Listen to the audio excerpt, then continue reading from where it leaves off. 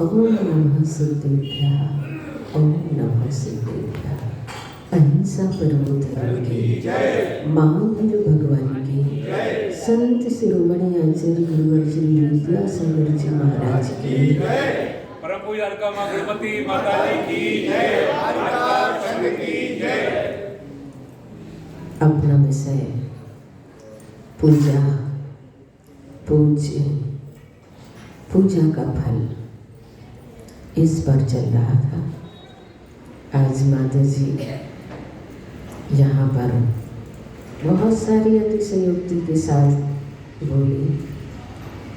आश्रम में हम लोग साथ साथ रहे हैं, ऐसी कुछ विशेषता मेरे अंदर नहीं है, पर बात ऐसी है कि नाम विलक्षण, काम विलक्षण, गुरु विलक्षण है। मुझे इनकी सब चीज़ें विलक्षण दिखा करती हैं, इसलिए इस प्रकार से इन्होंने अपनी भावना रखी।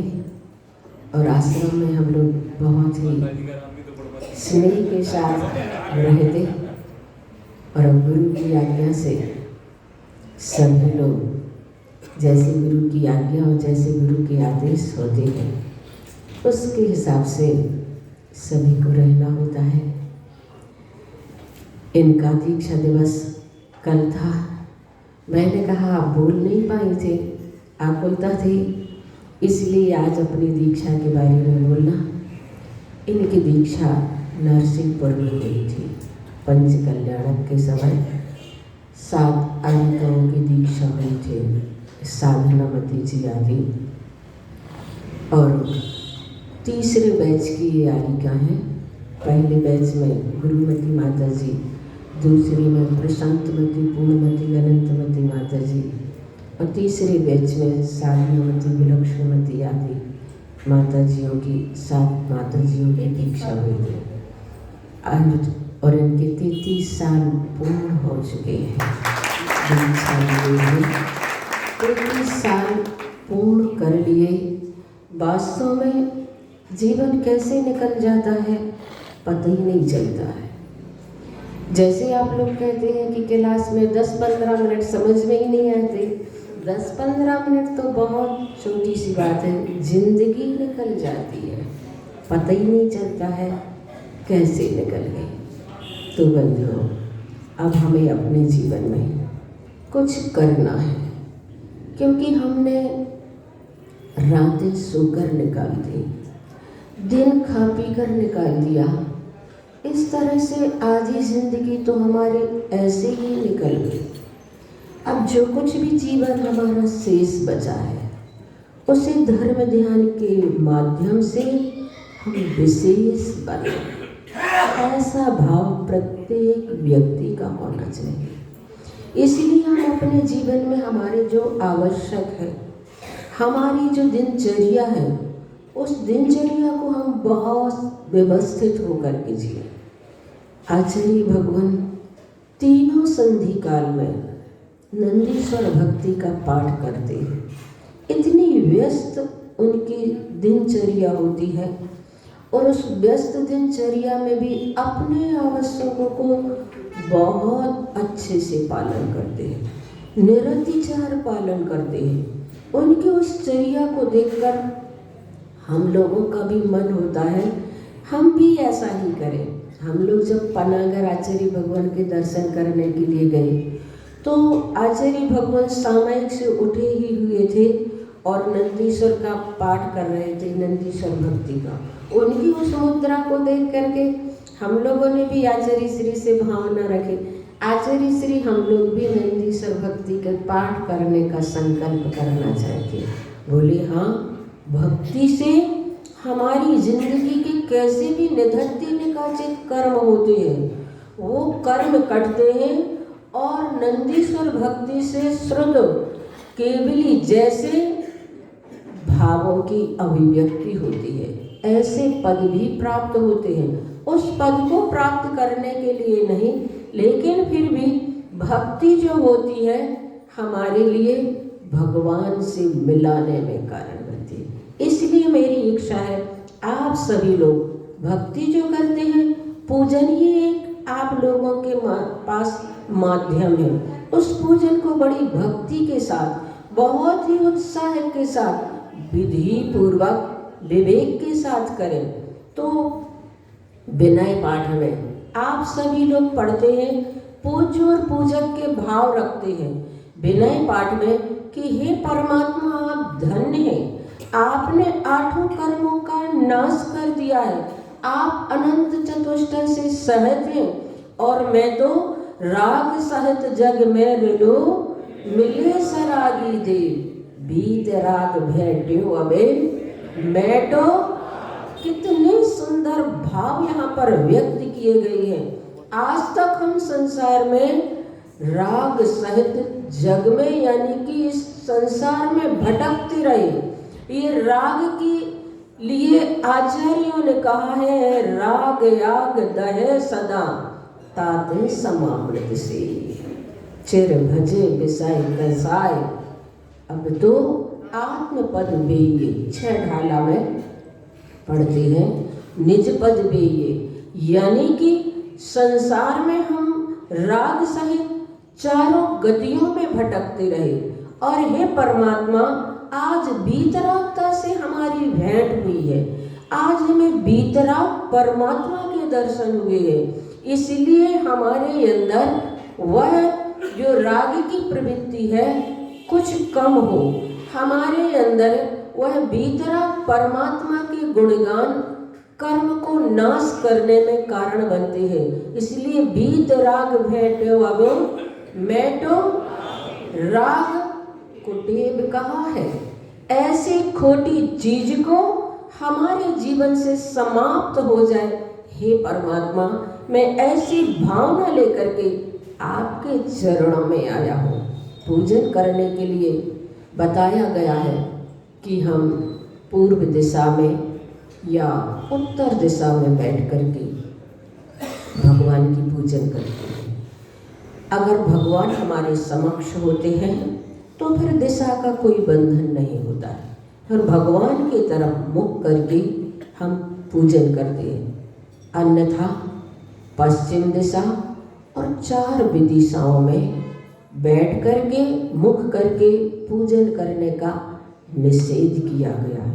और अगर भगवान है तो फिर उसमें दिशा का कोई बंधन नहीं है। हम एक एक दिन एक एक अर्घ को समझेंगे। यहाँ पर हम देवशास्त्र गुरु की पूजन जब करते हैं तब देवशास्त्र गुरु की पूजन में किस प्रकार से हमारे भाव होना चाहिए और उन भावों में कितने कितने गहराइयाँ छुपी हुई हैं। भले ही हिंदी में है पर हम उस गहराई की ओर नहीं जा पाते हैं, इसलिए हम उस पूजन के अर्थ को समझेंगे। जैसे कि देवशास्त्र गुरु की पूजन में प्रथम देव अरहंत सुश्रुत सिद्धांत जो गुरु निर्ग्रंथ महंत मुकति पर पंथ जो 3 रतन जग माही सुये भवि ध्याये तिनकी भक्ति प्रसाद परम पद पाए। क्या बताया गया है?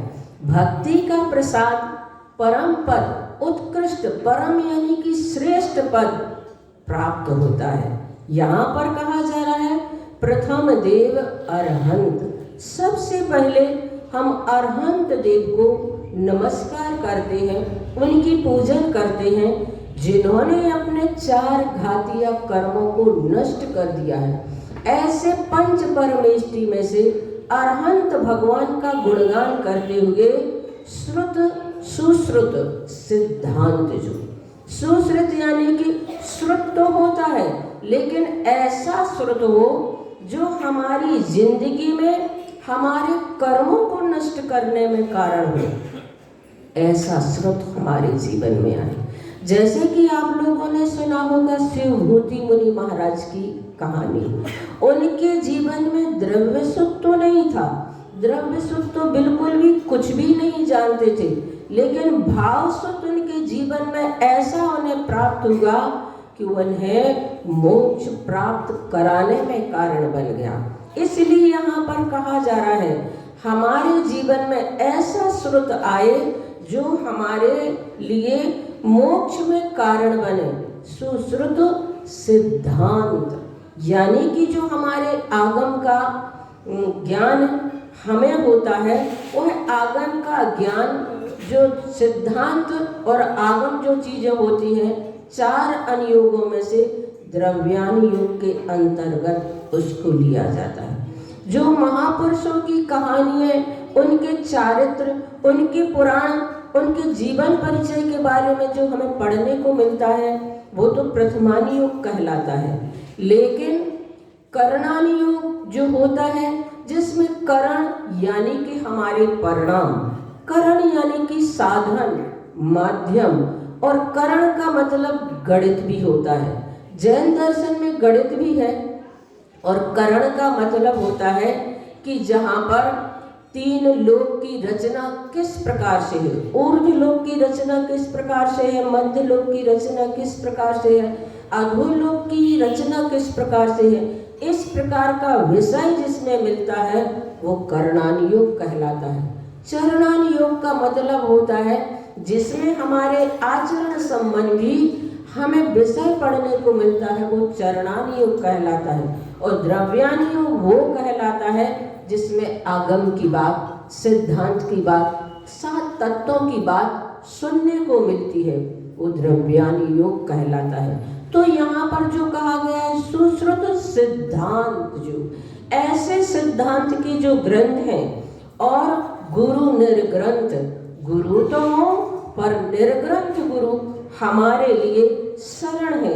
निर्ग्रंथ गुरु की हम पूजा करते हैं, जिनके पास तिल तुस मात्र भी परिग्रह नहीं होता है।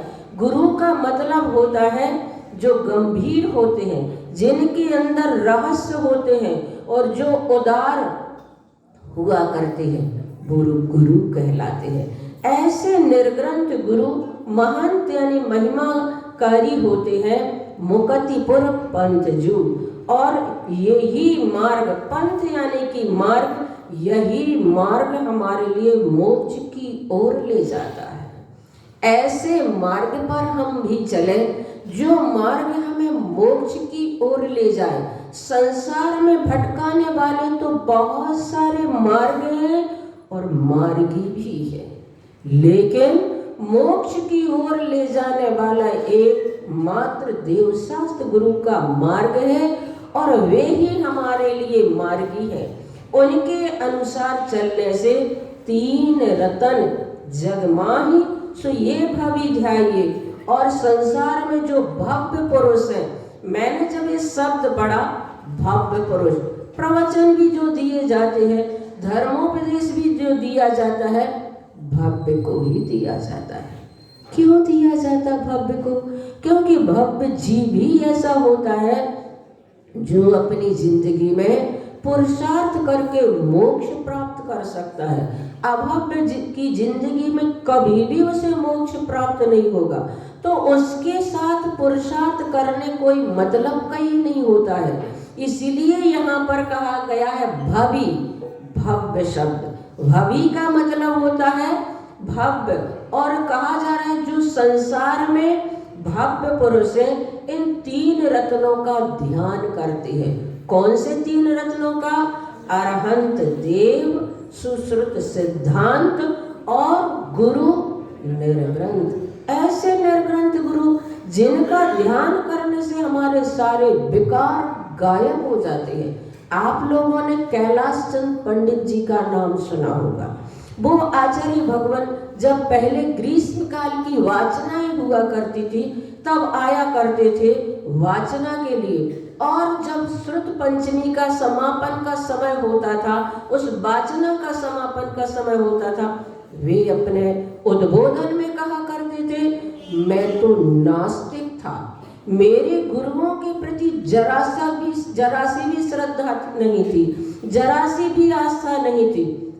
मैंने जब से आचार्य श्री विद्यासागर महाराज के दर्शन किए, तब से मुझे गुरुओं पर आस्था शुरू हुई है। और उन्होंने एक लेख लिखा था जो बहुत उसमें निकला था, और उन्होंने उसको बहुत प्रसार किया उसका, कि एक नए नक्षत्र का उदय, एक नए नक्षत्र का उदय, ऐसा टाइटल करके उन्होंने एक लेख भी निकाला था।